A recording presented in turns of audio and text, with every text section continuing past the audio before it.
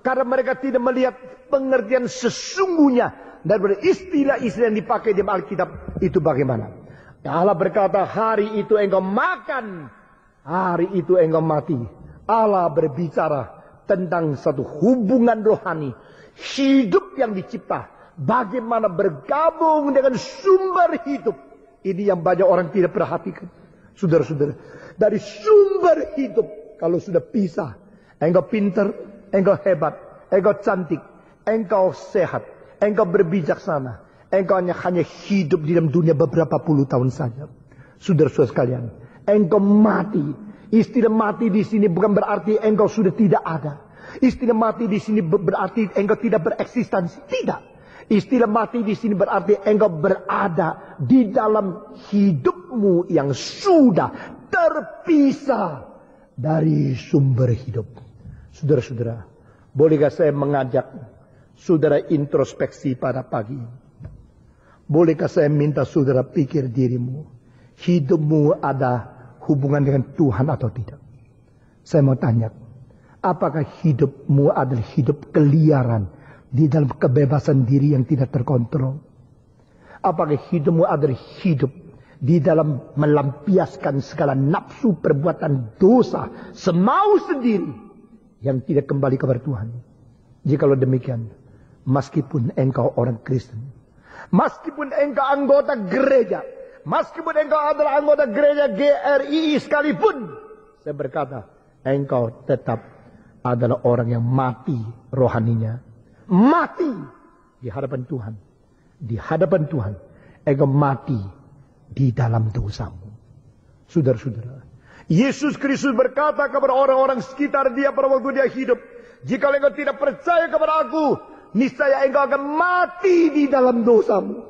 Saudara-saudara, tidak lama kemudian aku akan pergi, engkau tidak akan menemukan aku, dan engkau akan mati di dalam dosamu jika engkau tidak percaya kepada aku. Kalimat-kalimat Kristus begitu berat, tetapi orang Yahudi menganggap itu ringan.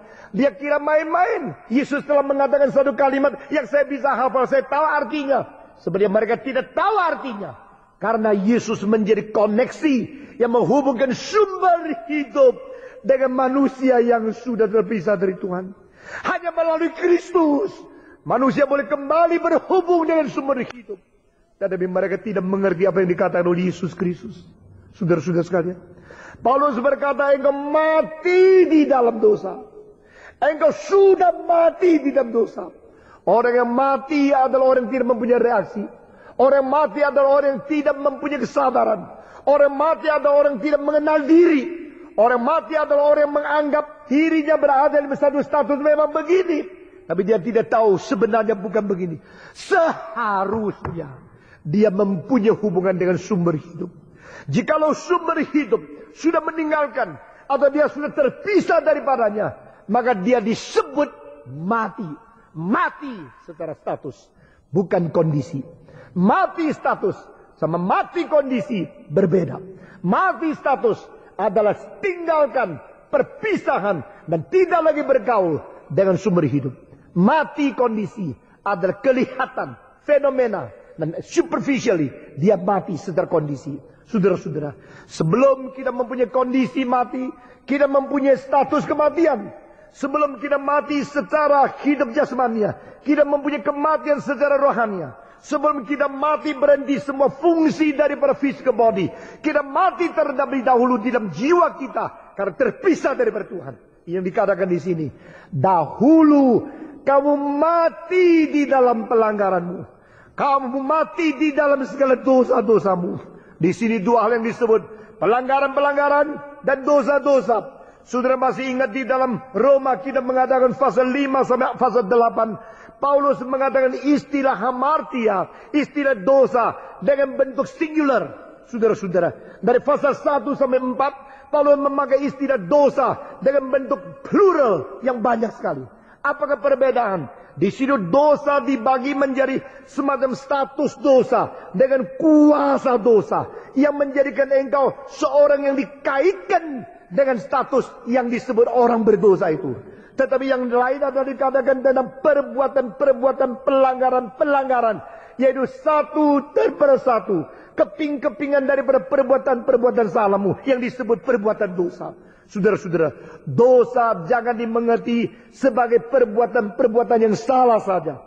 Dosa harus dimengerti sebagai sesuatu status perlawanan dengan Tuhan Allah.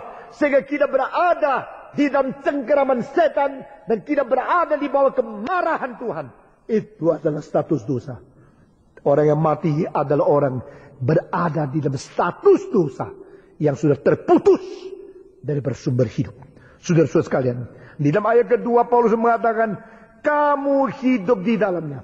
Orang yang setelah hidup rohaninya mati, dia hidup di dalam dosa. Dan cara hidup bagaimana? Karena kamu mengikuti jalan dunia ini. Atau saudara-saudara, di dalam terjemahan Inggris mengatakan, kamu mengikuti zaman-zaman di dalam dunia ini. Di dalam terjemahan Mandarin mengatakan, kamu mengikuti segala adat istiadat daripada cara dunia hidup. Nah saudara-saudara, kita menggabungkan semua pengertian daripada penterjemah tentang ayat aslinya. Kita mengetahui setiap zaman, setiap tempat ada cara hidup yang melawan kehendak Tuhan Allah. Saudara-saudara, di dalam kebudayaan Tiongkok ada hal-hal yang melawan Tuhan. Di dalam kebudayaan Batak ada hal-hal tertentu yang melawan kehendak Tuhan. Di dalam kebudayaan Jepang ada hal-hal di dalam kebudayaan melawan Tuhan. Di dalam itu satu kongres yang besar Lusan mengadakan satu covenant, Lusan Covenant, dan di dalam mengenai kebudayaan dan Injil ada satu kalimat, kita harus bersyukur bahwa kebudayaan itu diperbolehkan Tuhan dalam dunia ini.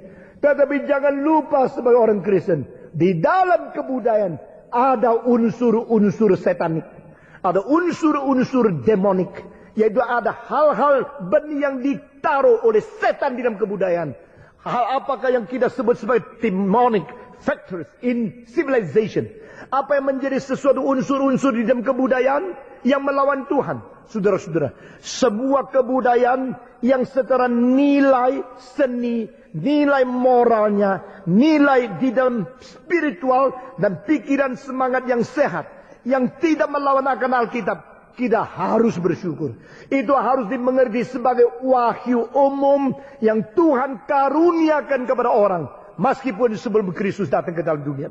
Nah saudara-saudara, misalnya di dalam banyak budaya mengatakan, hormatilah orang tua. Nah kalimat ini benar adanya. Menghormati orang tua ini merupakan salah satu hal ajaran etika yang paling penting di dalam dunia ini. Tapi saudara-saudara, hormatilah orang tua sampai menjadikan orang tua Allah, menyembah sujud kepada dia, berbakti kepada dia. Lalu engkau berbakti kepada orang tua, engkau tidak perlu Tuhan Allah. Itu sudah ada unsur setan di dalamnya. Mengerti maksud saya? Jadi segala sesuatu yang baik, jikalau yang baik itu berada dalam batasan sesuai dengan firman Tuhan, kita bersyukur kepada Tuhan. Tapi melebihi daripada itu, menuju kepada perlawanan dengan firman Tuhan, kita harus hati-hati. Saya tidak bisa mencintai kebudayaan lebih dari mencintai Tuhan. Saya tidak bisa mencintai suku saya, bangsa saya, lebih dari mencintai Tuhan. Saya bahkan tidak boleh mencintai gereja reform lebih daripada Tuhan. Saudara-saudara, karena hanya Tuhan yang mutlak yang tidak bersalah, sedangkan semua unsur manusiawi mungkin mempunyai kesalahan. Itu sebab jangan mencintai istrimu, mencintai anakmu, mencintai orang tuamu, mencintai sesamamu lebih daripada mencintai Tuhan. Karena Tuhan adalah yang tidak bersalah, Tuhan adalah sumbernya kebenaran, dan Tuhan adalah dirinya segala prinsip-prinsip yang benar yang diwahyukan di kitab suci kepada kita.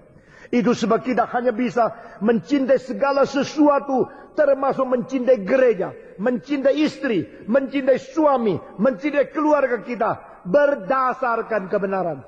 Nah saudara-saudara, dalam salah satu khotbah saya membagikan cinta di dalam 7 derajat. Dan derajat yang tinggi adalah mencintai sesamanya menurut kebenaran. Dan karena disitulah perintah Tuhan Allah. Nah saudara-saudara, di dalam surat Yohanes, dia mengatakan, aku mencintai engkau karena kebenaran. Because of truth. So I love you. Aku mencintai kamu bukan karena engkau cantik, karena engkau elok. Itu cinta daripada pemuda-pemudi yang ingin menikah. Saudara-saudara, kalau keelokannya hilang bagaimana? Dia tidak lagi cinta. Kalau istrinya mulai kelihatan tua bagaimana? Dia cari yang lain. Itu cinta yang sangat rendah. Jikalau engkau mempunyai cinta yang masih rendah, jangan nikah. Kecuali cintamu itu dicocokkan dengan prinsip Alkitab, barulah keluargamu itu stabil. Mencintai